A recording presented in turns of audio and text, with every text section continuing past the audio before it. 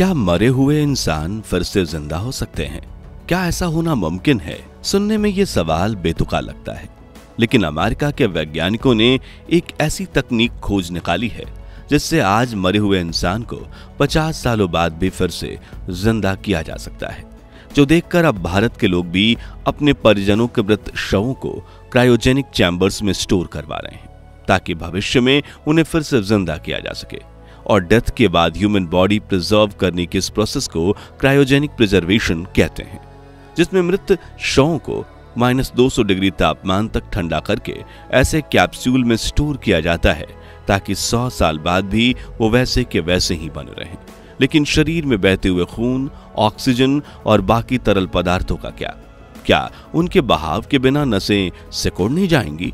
कैसे किया जाता है मृत शरीरों को संरक्षित, और इसमें कितना खर्चा आता है?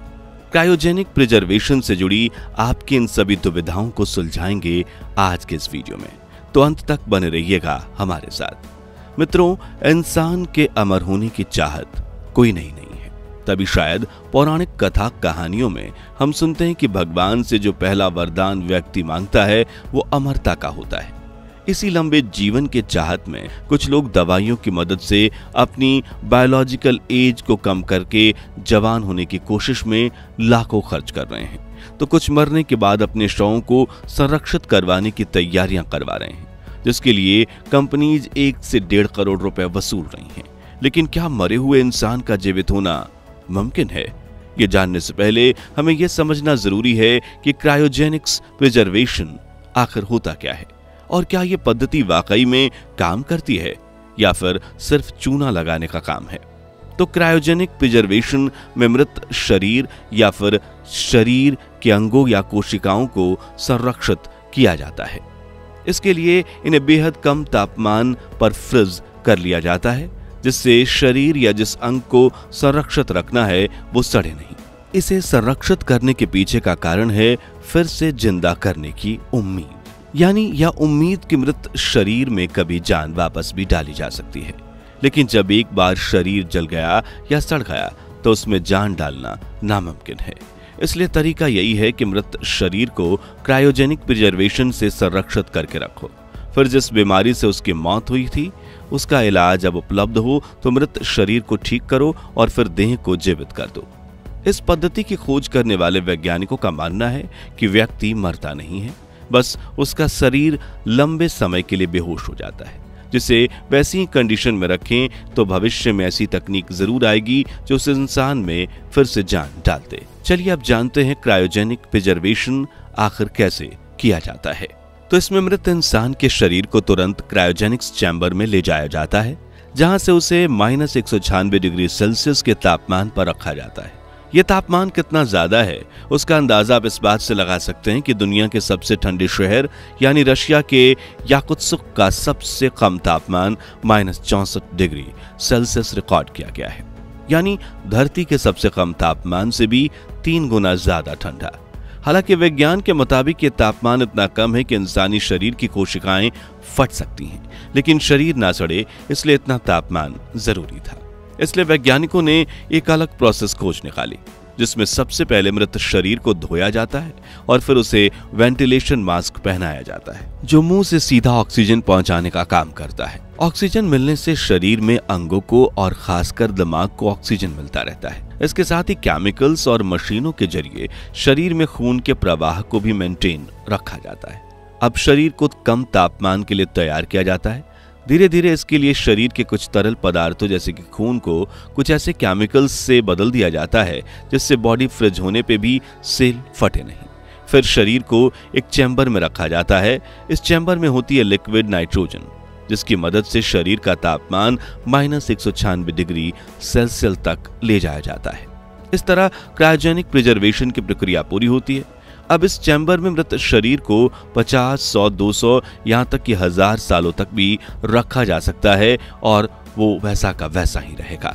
मित्रों, शरीर का संरक्षण करने की बात नई नहीं है, बल्कि जब से मानव सभ्यता का जन्म हुआ तब से इसकी कोशिशें चल रही हैं। आज से करीब 4000 साल पहले इजिप्शियन सिविलाइजेशन ने अपने राजाओं के शरीर को संरक्षित करने की कोशिश की थी। इजिप्ट के पिरामिड में रखी ममी इसका परिणाम है। हालांकि वे लोग मृत शरीर को दोबारा जीवित करने के लिए ऐसा नहीं करते थे, बल्कि इजिप्शियन लोगों का यह मानना था कि अगर शरीर सड़ गया तो उस व्यक्ति की आत्मा को रहने की जगह नहीं मिलेगी। ऐसे में उस वक्त दिल को छोड़कर शरीर के सभी अंगों को निकाल दिया जाता था और फिर शरीर पर नाइट्रोजन नाम के केमिकल का लेप लगाया जाता था। शरीर का सारा पानी सूख जाता था। इसके बाद शरीर को गोंद के लेप से सने हुए कपड़ों में लपेट दिया जाता ताकि वो शरीर सालों तक प्रिजर्व रह सके और आत्मा उसमें रह सके। हालांकि इजिप्ट में ममी का संरक्षण करने और वैज्ञानिक पद्धति क्रायोजेनिक प्रिजर्वेशन में काफी गहरा अंतर है, क्योंकि अब की तकनीक काफी उन्नत है और इसका मकसद वाकई में इंसान के शरीर को जिंदा होने के लिए स्टोर करना है। अब बात करें कि प्रिजर्वेशन में खर्चा कितना आता है और क्या आज के समय में कोई ये प्रोसेस करवा रहा है, तो एक्लोर लाइफ एक्सटेंशन फाउंडेशन नाम की अमेरिकन कंपनी 70 के दशक से यह काम करती है और उन्होंने आज तक 233 लोगों के मृत शरीरों को फ्रीज करके रखा है। हालांकि 12 जनवरी 1967 के दिन जेम्स बेडफोर्ड नाम के शख्स के मृत शरीर को पहली बार संरक्षित किया गया था, लेकिन इन दिनों कई अमीर लोग पहले से ही ये कॉन्ट्रैक्ट कर रहे हैं कि उनकी मौत के बाद उनके शरीर को क्रायोजेनिक प्रोसेस से प्रिजर्व किया जाए। इसलिए ये वैज्ञानिक पद्धति अभी काफी सुर्खियों में है। लेकिन सिर्फ अमीर ही क्यों? तो ऐसा इसलिए क्योंकि यह प्रक्रिया काफी महंगी है। कई रिपोर्ट्स के मुताबिक पूरा शरीर प्रिजर्व करवाने का खर्चा $2 लाख यानी करीब 1.5 करोड़ रुपए है, जबकि अगर सिर्फ सिर को संरक्षित रखना है तो $80,000 का खर्चा आता है। जी हाँ, क्रायोजेनिक प्रिजर्वेशन से सिर्फ सिर को भी संरक्षित किया जा सकता है, क्योंकि कई वैज्ञानिकों का मानना है कि इंसानी शरीर में सिर्फ सिर ही इंपॉर्टेंट है, जिसे भविष्य में रोबोट के साथ लगाकर साइबोर्ग बनाया जा सकता है। हाँ, हमें पता है कि फिलहाल आपको ये बातें किसी साइंस फिक्शन फिल्म से कम नहीं लग रही हैं, लेकिन वैज्ञानिक इसे लेकर बेहद सीरियस हैं। लेकिन क्या प्रिजर्वेशन टेक्नोलॉजी भरोसेमंद है? सबसे पहली बात तो यही है कि अभी तक मरे हुए व्यक्तियों को जिंदा करने की तकनीक आई नहीं है। फिलहाल क्रायोजेनिक प्रिजर्वेशन उम्मीद पर कायम है। वहीं कुछ रिपोर्ट्स बताती हैं कि अभी तक मेडिकल साइंस के पास क्रायोजेनिक प्रिजर्वेशन होने से वाले बदलाव को रिजॉल्व करने का तरीका नहीं है। आसान शब्दों में, अगर किसी ने साल 2000 में क्रायोजेनिक प्रिजर्वेशन करवाया था और कल को उठकर उसकी बीमारी को ठीक करने का इलाज मिल गया, तब भी एक बड़ी समस्या ये है कि क्रायोजेनिक प्रिजर्वेशन से संरक्षित किए गए शरीर को वापस पहले जैसा बनाने का तरीका मौजूद नहीं है। यानी क्रायोजेनिक के लिए शरीर में कुछ जो बदलाव करने पड़े, जैसे कि तरल पदार्थों को बदलकर दूसरे केमिकल डाले गए, तो उन केमिकल्स को अच्छी तरह से निकालकर फिर से शरीर के लिए जरूरी तरल पदार्थ भरने का तरीका अब तक खोजा नहीं गया है।